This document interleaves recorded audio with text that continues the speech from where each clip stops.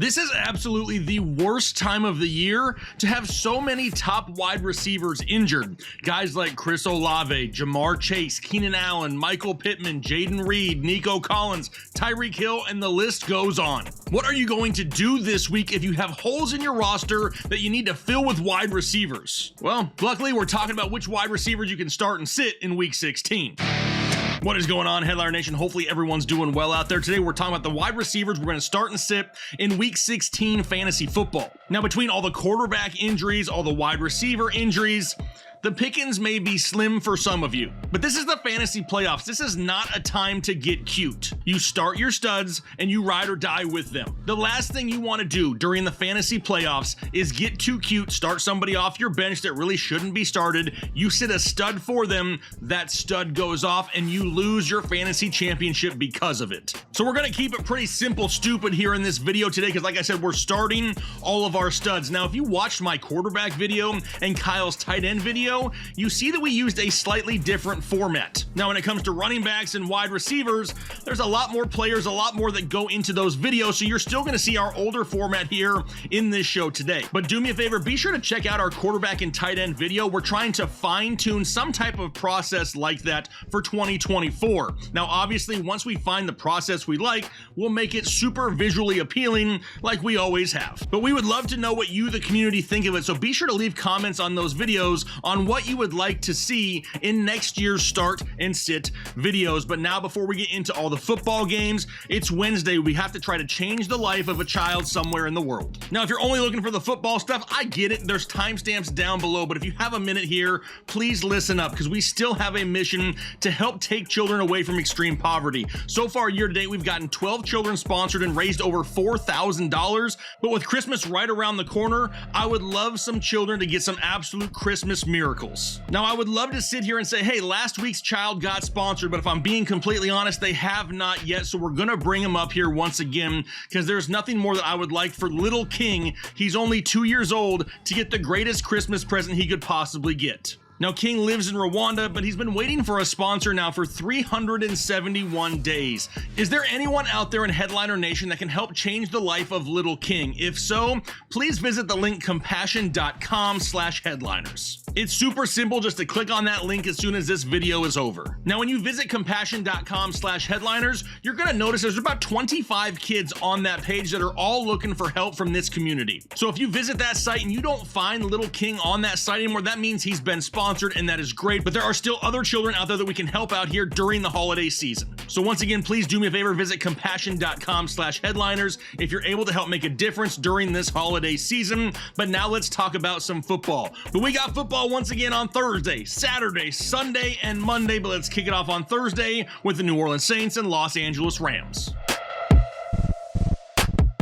And what's great about this game is we already know Chris Olave is going to be playing. No game time decision tag here. Reports have already come out. And when he's healthy, when he's playing, he's in your fantasy lineup as a flex play at worst, right? The guy scored at least 10 fantasy points in 5 straight and gets at least 8 targets a game, 7 out of the last 8 games played. He's got to be somebody inside that top 24 there, especially in a game which the Saints are probably going to be trailing. And with no other wide receiver in New Orleans that we can really consider fantasy startable. What, Rashid Shaheed? He's only had 3 games all year where he was fantasy startable and hasn't scored over 5.1 fantasy points in a game since week 10. Way too boomer bust, way too volatile for a fantasy playoff matchup. But now they're going up against LA. They allow the 14th most fantasy points per game to opposing wide receivers. To me, this one is simple. With Chris Olave active, he's in your lineup, and he's the only one I'm considering here this week. On the opposite side of the football, Puka and Cooper Kupp at this point of the season have to be weekly must-starts, and I think a lot of people already understand that. Cooper Kupp has scored at least 21 points now in back-to-back games. Puka's the overall wide receiver 10 on the year. This game being at home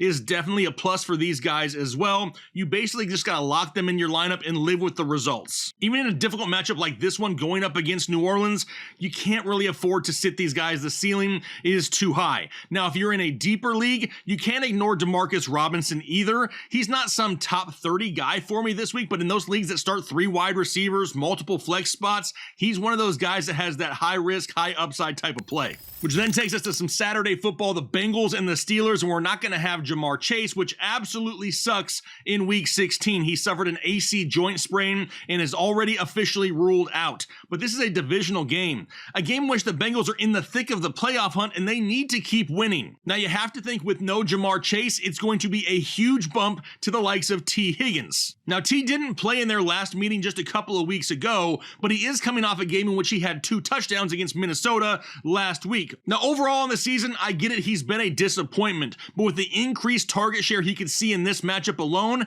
he is very hard to sit this week. Pittsburgh, they allow slightly less than the league average to opposing wide receivers, but this Cincinnati defense is banged up, and it wouldn't surprise me if this game stays close and allows Cincinnati to throw the ball all 4 quarters. Now, a lot of people are going to want to know also about Tyler Boyd, and while maybe in deeper leagues I think he could be a flex option, he's still a wide receiver that has only sniffed 10 fantasy points 2 times all year long, averaging only 5 fantasy points per game on the season. He's not some locked and loaded must-start guy in a critical week here in fantasy football, more of a deeper league option. How about for Pittsburgh? So it's going to maybe be Mason Rudolph if Kenny Pickett can't go. Well, the wide receivers in Pittsburgh could barely produce consistently with a 100% healthy Kenny Pickett. Do we expect them to do anything if it's Mason Rudolph? The only correct answer here is no. We really can't expect anything out of these guys. George Pickens and Diontae Johnson each only have 3 games all season long where they've scored 10 or more fantasy points. And that's what Diontae Johnson having touchdowns now in the last 3 straight ball games. Their yardage totals are just so low. Over the last 7 games, George Pickens and Diontae Johnson only have 1 combined game with more than 61 yards receiving. But like I just mentioned, this Cincinnati defense is beat up, and they already allow the 11th most fantasy points per game to opposing wide receivers. This matchup, these are the type of matchups we want to start wide receivers against, especially since Pat Freiermuth is questionable, Najee Harris is banged up, and then we add in the fact that there's some drama surrounding George Pickens and his not wanting to block and get hurt on a play in week 15. I don't know if I have that warm fuzzy about either one of these guys in Pittsburgh. If I still had to choose one, it's Diontae Johnson. I hate to say this, but it's for the touchdown upside. He's really been the guy they've been looking for here as of late. But if it's Mason Rudolph, I have a ton of concerns. They will both be super high risk. All right, how about another game on Saturday? The Buffalo Bills, Los Angeles Chargers. This one's pretty cut and dry for me, especially when we're talking about Buffalo. There are people out there that are pissed off that they don't even want to start Stefon Diggs. Well, if they don't want to start Stefon Diggs, there's no way they're even going to consider starting Mr. Goose Egg Gabe Davis, who in 6 of his last 9 games played, they've resulted in less than 1 fantasy point. But this is not the time to abandon Stefon Diggs. I understand. 4 of the last 5 games, he's underperformed. It's absolutely sucked, but you don't want to sit one of the best fantasy wide receivers during your playoffs in a matchup like this going up against the Chargers. They allow the 3rd most fantasy points per game to opposing wide receivers, and last week, the Las Vegas Raiders and Aiden O'Connell, I mean, he looked like Tom Brady out there against this defense. This could very easily be a big day for both Stefon Diggs and Gabe Davis. Heck, we may actually see a little bit of Khalil Shakir as well, but the only one I'm locking in is Stefon Diggs. If you have no other choice, if you are decimated with injuries, Gabe Davis is a boom or bust play. He's going to score 0, he's going to score 18, and really nothing in between. And I really try to avoid guys like that in the fantasy playoffs, especially on a Saturday. What happens if he bombs on Saturday? Now all of a sudden you start overthinking your lineup on Sunday because you feel like you need to chase points because he underperformed. I would rather him go off on my bench than have to worry about what am I going to do if he sucks in my lineup. All right, other side of the football.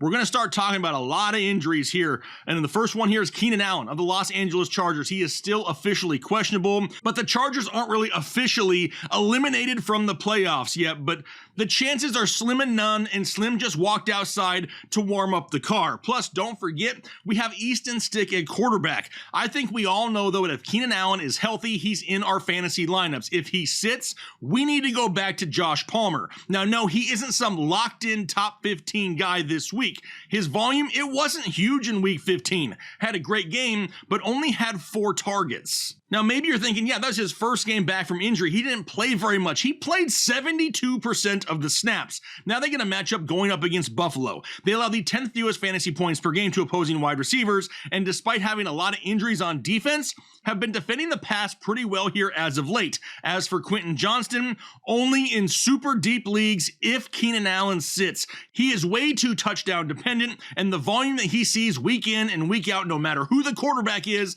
absolutely sucks. It's probably because he's out there playing wide receiver with hands that are like oven mitts.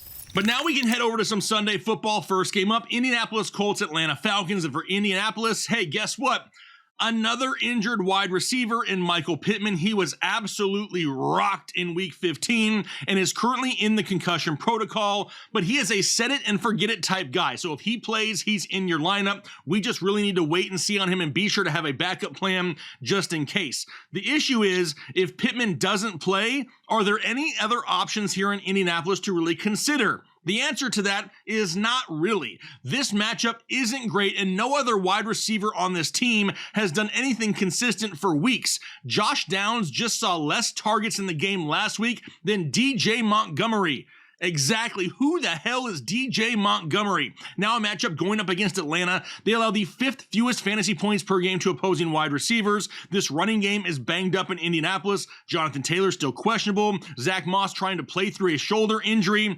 But don't get me wrong, guys like Alec Pierce and Josh Downs could very easily pop off this week if there is no Michael Pittman. The problem is, there's really nothing on paper. There's no trends to really suggest that we can start either one of these guys with any type of confidence, especially on the road in Atlanta. How about for Drake London? In a home game, that means we need to consider Drake London because Atlanta plays so much better at home. He's had 6 home games this year. In those games, he's averaged 6 catches for 88 yards. On the road, he averages 3 for 34. But now they're going back to Taylor Heineke. It's not going to be Desmond Ridder. And he only played road games with him earlier in the season, so we really don't know what to expect here at home. He's not going to be one of those guys that we can count on touchdowns regularly. He only has 2 on the year and none since week 4. The Colts as well are easier to run on than they are to throw on, which totally fits Arthur Smith's stupid random run scheme. Watch, this is going to be the week that Cordero Patterson pops off and helps absolutely no one. I'm still going to have Drake London in my top 30, but probably no higher than 24 or so. Which then takes us out to Carolina for the Panthers, and the Packers will kick it off with Green Bay. And guess what? Yep, you guessed it. Another injured wide receiver in Jayden Reed. He suffered a toe injury in week 15 and is currently questionable to play. By far, the most consistent wide receiver weapon in Green Bay. Plus, we know that fantasy Bigfoot, Christian Watson, he stays on the injury report. We know he's not 100% either. If they can't go, we're going to see a lot more Romeo Doubs and Dontavian Wicks. And honestly, I don't know if I love that going up against Carolina. They allow the 4th fewest fantasy points per game to opposing wide receivers. And Green Bay does not focus on forcing the ball to Romeo Doubs. Even in a great matchup last week against Tampa Bay, he couldn't get anything going, and now this matchup is going to be even harder. Dontavian Wicks actually once again led this team in receiving and could be the guy if Jayden Reed can't go.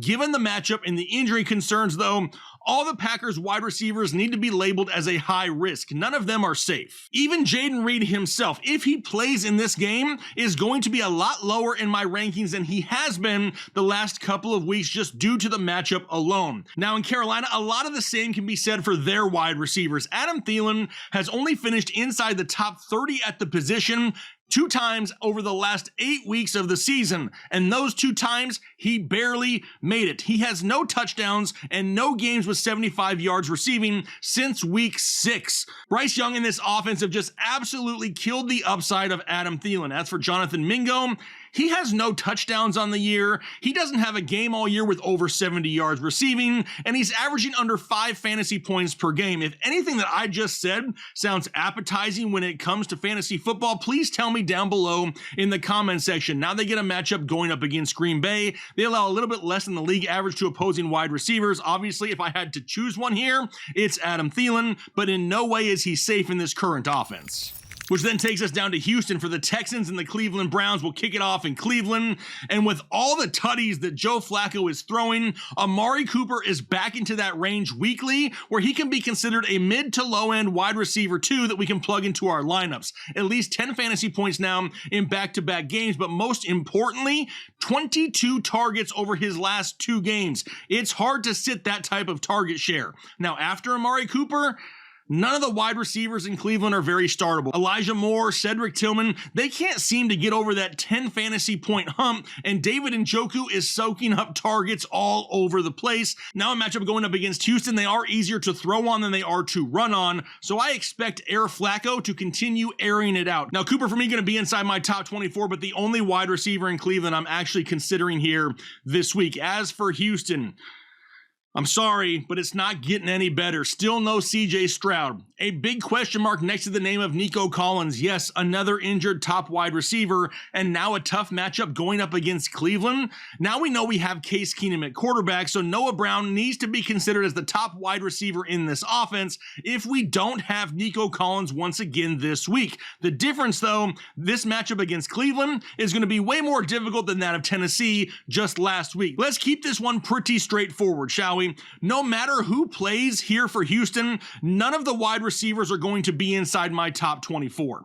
Even if Nico Collins is active, he's going to be verge top 30, Noah Brown somewhere in that 30 to 40 range. Now, if Nico sits, Noah Brown will be that guy who's verge top 30. And a lot of that just has to do with the matchup and the backup quarterback. Cleveland allows the second fewest fantasy points per game to opposing wide receivers. And like I said, Case Keenum under center doesn't make this situation any better. The Texans are in the playoff hunt though, and they need to keep their foot on the gas and keep winning ball games. That's the only reason I'm even considering either one of these guys close to the top 30. All right, how about Minnesota and Detroit, my Manscaped matchup of the week? Now, just a reminder, even though we're super close to Christmas, you can still head over to manscaped.com, find yourself something nice for Christmas because you're not going to care if it's there in time, but be sure to use code word headliners at checkout for 20% off and free shipping. And this one, a no-brainer. We already know each and every week we're starting Amon-Ra St. Brown, the overall wide receiver 6, averaging over 15 fantasy points per game, and there's no other wide receiver in Detroit to really worry about. Plus, Minnesota allows the 10th most fantasy points per game to opposing wide receivers. It's a win-win. We're starting Amon-Ra. How about on the other side? It's Justin Jefferson. Same goes for him. If he's healthy, you start him in fantasy football. It is that easy. You don't hold on to him all year long while he's hurt to not start him when he actually plays. But what about Jordan Addison? He had a huge week 15, but that was his first game since Halloween with not only just a touchdown, but with at least 70 yards receiving. In fact, he had more yards in week 15 than he had in the previous 3 games combined. But it's really more matchup based for me. Detroit allows the 7th most fantasy points per game to opposing wide receivers. Plus, we also know that Alexander Mattison is still questionable to play. If they can get Ty Chandler going on the ground, that only opens up the passing game even more. Now, the volume that Jordan Addison sees isn't enough to make him some weekly must-start guy. But given the matchup here and the fact that the Vikings have to keep winning, Jordan Addison is going to make my top 30 this week, but barely. Which will then bring us to the Jets, and the Washington Commandos will kick it off in Washington.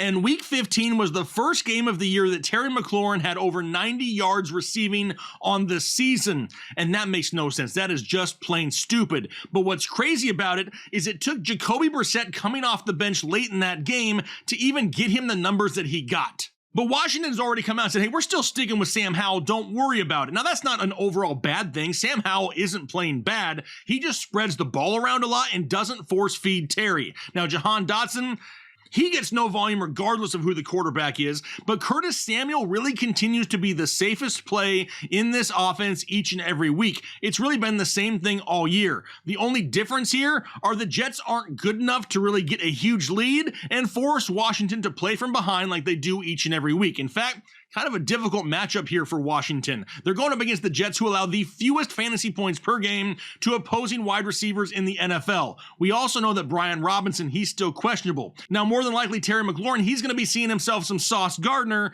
and with all the other targets being split 10 different ways, the only guy that I can consider in this group is going to be Curtis Samuel. While all the attention is going to be paid on the outside to those wide receivers, Curtis Samuel could feast in the slot once again. Now, is he some automatic must-start guy? guy? No, but he has had at least 8 fantasy points in 3 straight games, and he will be the highest ranked wide receiver for me here in week 16, but still a flex at best for a lot of people. How about Garrett Wilson? So it sounds like we're not going to have Zach Wilson this week due to the concussion, which means we get Trevor Siemian once again.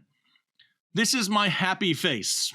I mean, it's really not. But the only way that Garrett Wilson can remain fantasy viable is volume. If he doesn't get at least bare minimum 10 targets a game, he's not going to help your fantasy football team because this team does not score enough to give him any type of touchdown upside, and he needs the volume because a lot of the targets he sees are not catchable. He needs that added volume to make up for that, but this matchup is not one that you can avoid. We always start wide receivers against Washington whenever we can. They allow the second most fantasy points per game to opposing wide receivers, so just cross your fingers once again that he sees that volume, but like usual, he's going to be ranked right around wide receiver 25 to 30 once again this week. Which then brings us out to Tennessee for the Titans and the Seahawks for Seattle. Who is the quarterback going to be? Is it going to be Geno? Is it going to be Drew Lock? It's really hard to figure out Seattle though, because Lockett, he continues to get the most volume, but he's not doing anything with it. He actually led the team in targets last week in week 15 and had nothing to show for it. Now, JSN, on the other hand, doesn't get many deep shots, but when he does, he capitalizes off of them. And then DK basically only gets deep shots, and his big playability is better than anyone else on this team. He just doesn't get them enough. There's just no stability in this offense week in and week out, but this is a great matchup for them going up against Tennessee. They allow the 6th most fantasy points per game to opposing wide receivers. I'm still leaning DK in this offense here just a little bit, but call me crazy. The number 2 for me now, if I'm considering it from a fantasy perspective, is going to be JSN going forward. How about for DeAndre Hopkins? And what do we see here in Tennessee now that we know they've been officially eliminated from the playoffs? Plus, we also know that Will Levis is fighting through a high ankle sprain just to even get on the field. If he can't go, we're going right back to Ryan Tannehill. Well, we've seen Ryan Tannehill with DeAndre Hopkins before. In the 5 games that Tannehill played to start the season, only one of them turned into a decent fantasy day for DeAndre Hopkins. The dude basically hovered right around 5 catches for 50 yards and had no touchdowns over that span. Now a matchup going up against Seattle, they're actually tied with Tennessee for 6th most fantasy points allowed to opposing wide receivers. DeAndre Hopkins probably going to be hovering in that wide receiver 24 to 30 range, a low-end wide receiver 2, high-end wide receiver 3 in week 16. Which then takes us down to Tampa for the Bucks and the Jags, and we're going to keep this one super simple because this is a great matchup on both sides for all wide receivers. Now in Jacksonville, we probably aren't going to have Zay Jones. He's currently labeled week to week, and typically that means the guy is going to miss multiple weeks. It really only leaves Calvin Ridley, and that target share alone that he's going to see is enough to keep him inside the top 30. Don't forget, last week could have been even better. He was robbed of a touchdown, but that target share against this beat-up Tampa Bay secondary, it's too good to pass up. I understand that Calvin Ridley has been boom or bust. He's been a disappointment, but with all the injuries we have, he's got to be a flex play at worst. Going up against Tampa Bay, they allow the 4th most fantasy points per game to opposing wide receivers. Another thing to pay attention to, though, is Trevor Lawrence. He's currently in the concussion protocol. If he can't go, it's going to be CJ Beathard once again. But he's got no one else to really throw it to besides Calvin Ridley. I know Parker Washington's name has come up a lot. And honestly, if it's CJ Beathard under center, I could see him looking the way of Parker Washington quite a bit. But is it enough to remain fantasy viable? That is going to be a huge risk, and I would prefer it only be in full PPR formats. He's not going to be a top 30 guy for me this week, but if you play in a super deep league, I know there's guys out there playing in like 16-team leagues that start 3 wide receivers or multiple flexes. Those are the types of leagues that you maybe consider Parker Washington, but not in a regular 10 or 12-man league for me here this week. On the other side of the football, I can say the same thing about Mike Evans, right? This guy is a weekly must start. He's the wide receiver 5 overall. But what about Chris Godwin? All of a sudden, this dude is getting huge volume. The first 13 weeks of the season, he only had 2 games where he saw 10 plus targets. He's now gotten 10 plus targets in back-to-back ball games, including last week where he had 10 catches for 155 yards. And now he gets another good matchup going up against Jacksonville. The Jags allow the 8th most fantasy points per game to opposing wide receivers, and right now Baker Baker Mayfield is playing great football. I have no issues with Godwin being a flex option for a lot of teams out there, especially those of you who are dealing with injuries. We know we lock in Mike Evans, but Godwin's ending the season pretty strong. Which then brings us to Chicago for the Arizona Cardinals, Chicago Bears. We're not considering anyone in Arizona. No one on that team has done anything for ages. Nowhere near consistent enough to trust during the fantasy playoffs. It's a team effort when it comes to the Arizona pass catchers. And really, it's Trey McBride being option 1, 2, and 3 in that offense. Hollywood Brown not 100% healthy. Just no. I'm avoiding that situation altogether. As a whole, I think they could put up some decent numbers with Kyler Murray, but it's not just going to go to one guy where we can start him in fantasy football. On the other side, it's DJ Moore, and we already know that he is a weekly must-start guy when healthy. Sure, he just had a bad game last week, but that was against Cleveland, and this matchup is going to be way better going up against Arizona. They allow the 13th most fantasy points per game to opposing wide receivers. DJ Moore, the current overall wide receiver 8, averaging 14 points per contest. There's no way you can afford to sit him in your fantasy playoffs. His floor is safe, and his ceiling is matchup winning. Which then takes us to one of the best matchups of the week, the Dallas Cowboys, the Miami Dolphins. For Dallas, you already know each and every week that you lock in CeeDee Lamb, you never sit him. But what about Brandon Cooks? He's one of those guys that we look at in good matchups. I'm just not so sure that this is one of those good matchups. With CeeDee Lamb being locked in the slot majority of the game, that means Brandon Cooks is going to be outside with Jalen Ramsey, and that is not ideal. And with Cooks already not seeing a ton of volume, really being a touchdown-dependent type of wide receiver, I don't know if he can be considered safe at all this week. Going up against Miami, they allow just under the league average to opposing wide receivers, but Dallas has already clinched a playoff berth. However, they are still fighting for that number 1 overall seed. If their defense sucks again this week like it did last week, though, this could be a shootout going up against Miami. For Miami on the other side of the football, I mean, we already know what to do, right? If Tyreek Hill is active, he's in your fantasy lineup. Now, I know I'm going to say the exact same thing about Jalen Waddle. He hasn't been great the entire season, but we saw last week how one big play can give him that big fantasy day. And if Tyreek Hill is on the field, the majority of the defensive attention is going to be looking his way, which means Jalen Waddle may have an opportunity at another deep touchdown, especially since Miami still has something to play for. They're still playing for that number 1 overall spot in their conference as well. Now, obviously, Dallas is no easy matchup. They allow the 6th fewest fantasy points per game to opposing wide receivers, but I can't imagine there being any teams out there in a position where they can afford to sit either one of these guys in Miami. Like I've said week after week after week, if they're healthy in Miami, they're in your starting lineup in fantasy football because their ceilings are that high. Then we go to Sunday Night Football, the New England Patriots, Denver Broncos. If I'm being completely honest, I'm not overly excited for this game. Maybe if you have some Christmas Eve plans, football won't get in the way, because when it comes to New England, I'm not considering any of the wide receivers in New England. It's one of the worst offenses in the NFL, and none of the wide receivers can average over 6 fantasy points per game. Plus, Denver, pretty good against opposing wide receivers. They allow the 9th fewest fantasy points per game to opposing wide receivers on the season. In my opinion, it's just not worth the risk. How about in Denver? We have Courtland Sutton, and really, no one else. The floor has been fairly safe for Courtland Sutton majority of the year, and that touchdown upside is going to remain there weekly. They just can't get this guy enough volume for whatever reason. Why are we throwing the ball in Denver to the likes of Lucas Krull and Lil Jordan Humphrey? Throw the ball more to Courtland Sutton. It is not rocket science. What are you thinking, Sean Payton? Now they get a matchup going up against New England, and Courtland Sutton's going to have another chance of finding the end zone because the Patriots allow the 12th most fantasy points per game to opposing wide receivers. Plus, Denver, as crazy as it sounds, is still fighting for a playoff berth. Courtland Sutton, once again, going to be inside my top 24.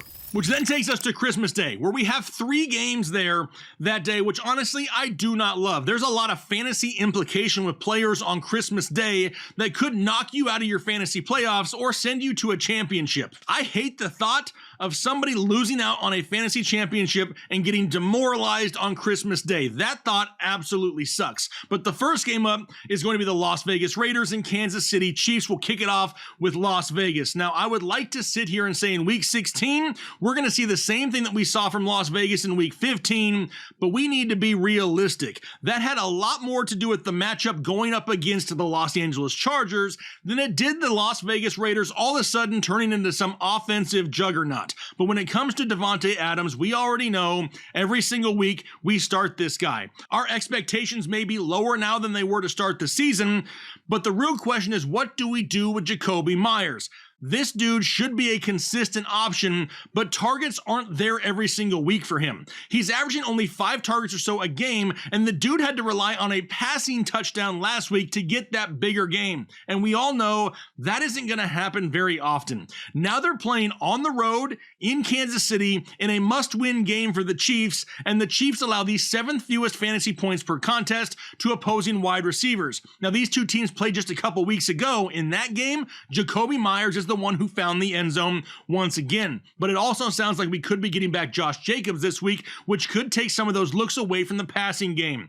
Jakobi Meyers is going to be a Verge top 30 play for me, where Davante Adams is going to be somewhere in that 15 to 18 range. Now for Kansas City, I'm going to say the same thing I've been saying for weeks. Why am I repeating myself? It's because it's been correct every single week. When you have a wide receiver in a Kansas City offense led by Patrick Mahomes, who's getting 9+ targets a week, you set it and forget it and you lock him into the top 24. He's scored at least 10 fantasy points now in 4 straight and has found the end zone in 3 of his last 4 games played.